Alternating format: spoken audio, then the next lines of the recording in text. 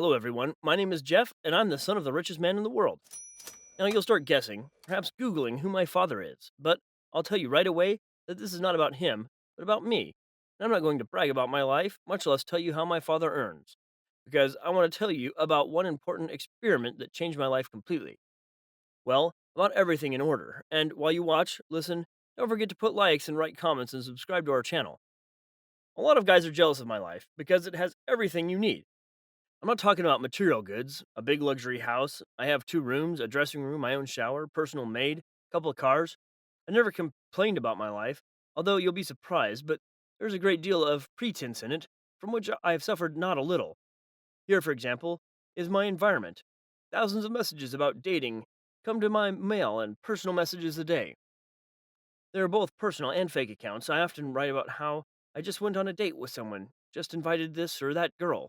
I love girls, but I knew perfectly well that they didn't want me, but my money, or rather, not even mine, but my father's. That's about the same thing happens with friends. For many years, I've been constantly surrounded by someone these people call me brother, friend, and then immediately ready to stab me in the back when I have no money left. I don't tolerate betrayal, especially because of the money. Well, I had a friend named Harry. At first, it seemed to me that I would communicate with my own kind, that is, rich children. I would definitely be sure of them because they themselves have money, which means that they are genuinely interested in me. So Harry and I have been in contact for many years, probably as long as I can remember. Among hundreds of friends, acquaintances, I chose him, resorted to the first call when I needed help. I was ready to share cars. I called. I came to solve his show offs, and he had quite a few of them. And at the moment, when I was at a turning point, I was in an accident and couldn't walk for a while. I found out that he was dating my girlfriend. She, by the way, was also not from the poor. It was such a blow to me. I found out about it by accident. They just lit up in a photo at one of the parties of our mutual friends. I had no trouble seeing them in the background. My world collapsed at that moment. My mother and father were very worried. They were afraid that this would affect my health and therefore didn't leave me for a single step. I was really upset and I didn't even want to live anymore. But then I decided to act differently. On the contrary, get on your feet quickly to prove to everyone that I'm a tough nut to crack. I had months to recover and I was successfully recovered. Going back to school was also painful, but I didn't give up. Harry initially avoided me with my ex girlfriend, but I decided to talk to them anyway. They were silent for a long time, didn't know what to say, and then I finally confessed. I wanted to forgive them, but I couldn't. I wanted to hurt them. I slapped my best friend in the face a couple of times and left. I was upset my father decided to send me to Europe for a while so I could forget myself. That's when my new life began. I'd never gone anywhere alone before. This time my father insisted. He said that I should learn to be independent, especially so to help me to have a good distraction. Upon arrival, I was in trouble. I lost my luggage, and then my phone was stolen along with my bag. Then I was left alone. Was I scared? I almost lost my mind. I was about to go to the police when a girl came up to me. I was sitting right on the ground and I didn't know what to do. She gave Hmm. me alms. Hey, I'm bored with your handouts. I'm not a bum. I called after her, and she looked at me and said she wasn't blind, but she could see that I needed a couple of dollars for food or travel. She was right. I took the money and ran to her, promising to return it to her, and she smiled and agreed. I went to the market and bought some food. Went to the bathroom, washed up, and had a snack outside. I didn't know where the site was, and I didn't understand the foreign language very well. I walked away completely lost. In the evening, I was hungry again and went to a cafe. I started talking to the security guard, explaining that I wanted to eat, but my things were stolen. I said I could pay with an expensive watch, but he kicked me out. The waitress came over. Hey, it's you, I told her. Excuse me, Monsignor. This is my cousin. He's just arrived. He's not right in the head. I'll keep an eye on him, she told him and led me inside. I resented her calling me that. I'm Sarah, she said, and held out her hand, which I shook uncertainly. She sat me down at an empty table and later brought me hot food and coffee. I ate heartily and thanked her, and then handed her the watch, explaining that there was nothing else to pay for it. But she didn't take it, and she could earn it herself. We sat down, and I told her how I got there, and she suddenly offered help. You can stay with me for a while. I can get you a job here in a cafe. We need a dishwasher. You can save up the money for a ticket back, she said. I didn't like the idea because I'd never washed the dishes. I asked her to borrow money for me to leave and vowed to return it. Oh no, my friend, you have to earn it yourself. And you're lucky in general. I don't offer help to everyone, much less my own home. I just see that you're decent, and so I decided to help, as I helped once. Think of it as just passing the baton of good to you. Next time, you'll do the same for someone else, she said. It all looked strange, but I had no choice, so I agreed. Sarah showed me where everything was, and then brought me home. She had a small apartment, even my room was bigger. She was sleeping on the couch, and I was on the floor. I was hard and uncomfortable because her dog was sleeping next to me. The next day, she woke me up as so early and called me to work. I didn't want to get up. At the cafe, she introduced me to everyone, and then I got to work. At first, I didn't even know how to wash the dishes, but she showed me everything and said, "Hurry up." I was so confused and immediately broke several plates. I was told that they would write off my salary.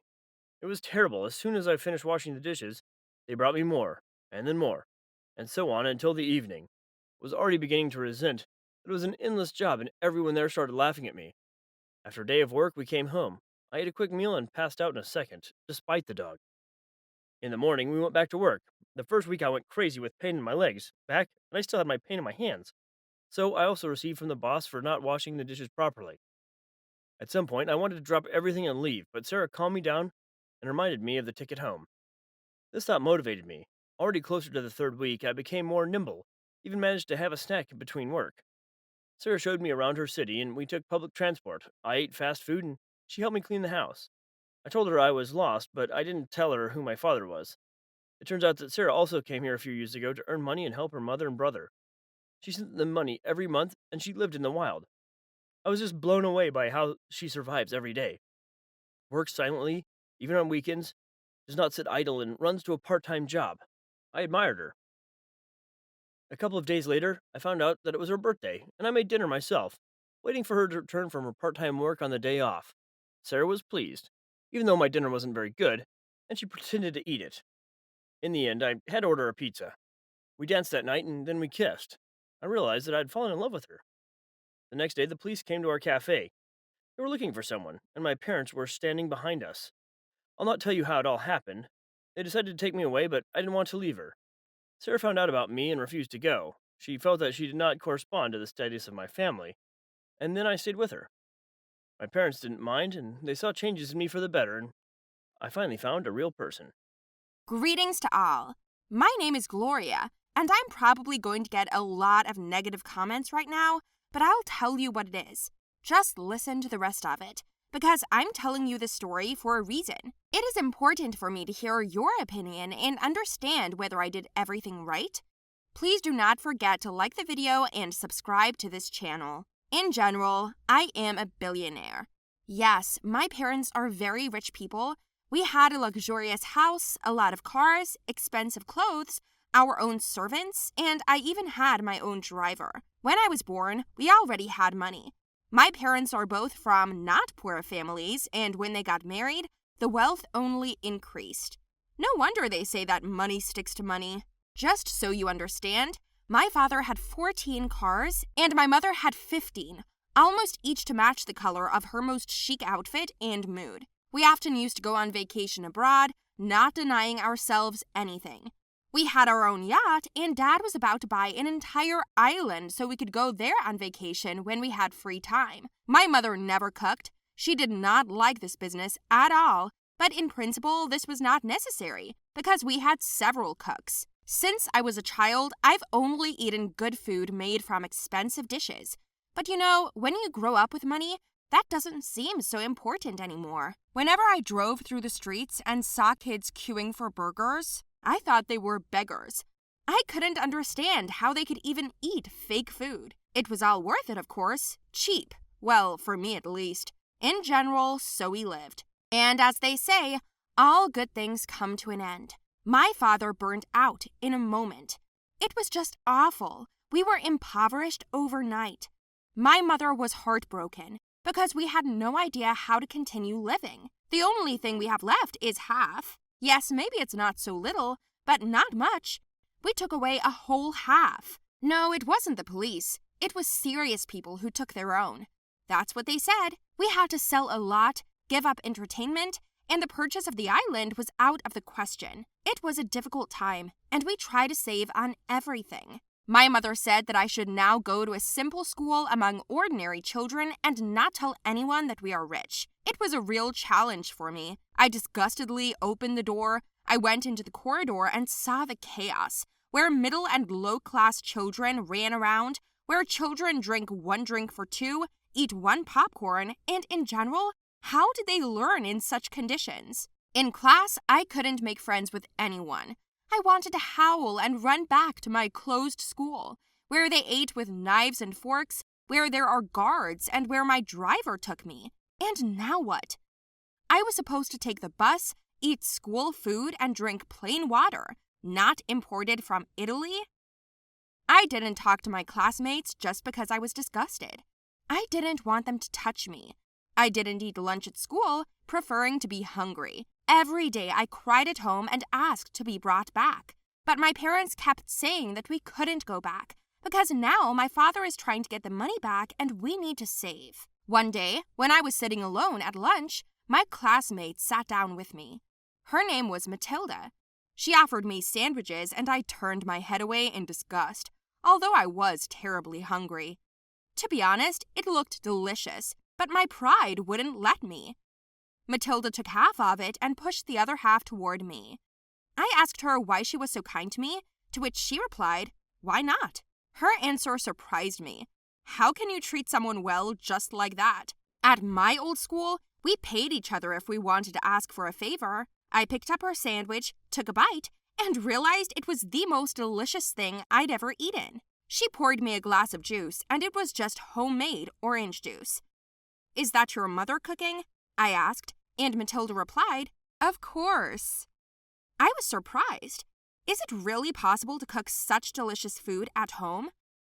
From that moment on, Matilda became my first friend for nothing.